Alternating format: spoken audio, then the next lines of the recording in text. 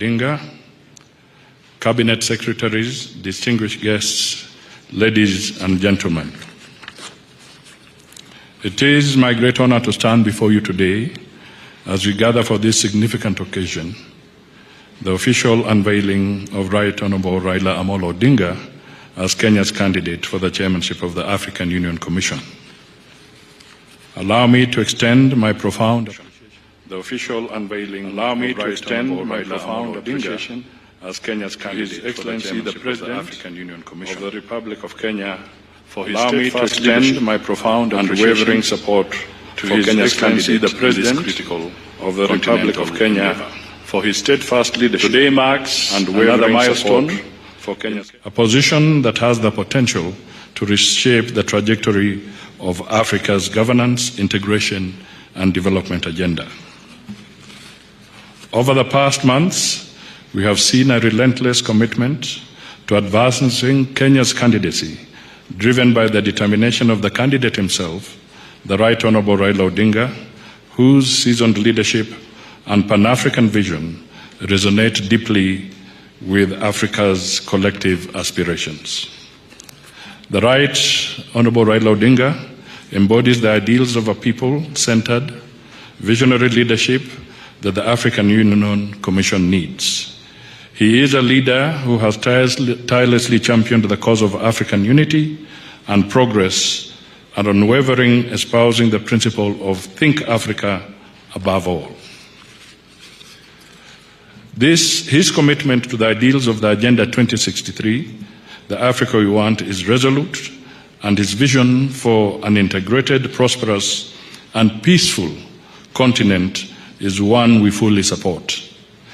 There is a famous quote by the French philosopher Voltaire: "No problem can withstand the assault of sustained thinking." There is a famous quote by the French philosopher Voltaire: "No problem can withstand the assault of sustained thinking." I believe this embodies Raila's approach to leadership. His intellect, his dedication to African integration, and his focus on unity and development are precisely what the African Union needs. As a long-standing Pan-Africanist, he has always espoused the idea that Africa must come first and that our continent's future lies in our ability to unite and act collectively. This candidacy, therefore, is not just a national mission. It is in many ways a continental one.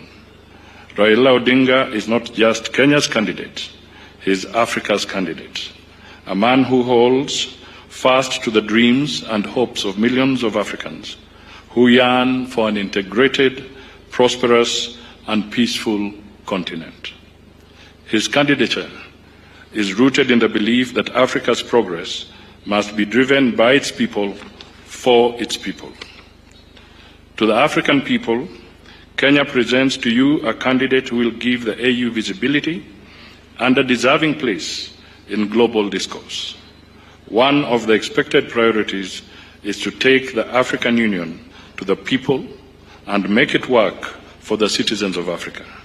Indeed, Honorable Raila is a Pan-Africanist who has emerged at the right time to drive Africa's transformation. I am proud to say that under the astute leadership of His Excellency the President, our foreign policy has taken giant strides, ensuring that Kenya remains a vital player on the continental and global stage. This unveiling today is a testament to that continued leadership and the confidence we have in Raila to carry this mantle forward. Our President has led this mission from the front, engaging with leaders across the continent to ensure that Kenya's candidate receives the endorsement and support necessary to secure this crucial position. Therefore, from today onwards, the candidate will intensify his continental engagements by traveling far and wide to present himself to the leadership of African states, led by Principal Secretary Sengoi, as well as the strategic team of Honorable Raila for the commendable progress so far. I stand here with full confidence that this candidacy will rally not only Kenya, but the entire continent behind a vision that promises unity, development, and a future where Africa stands tall on the globe. Your Excellencies, before I bring the candidate forward,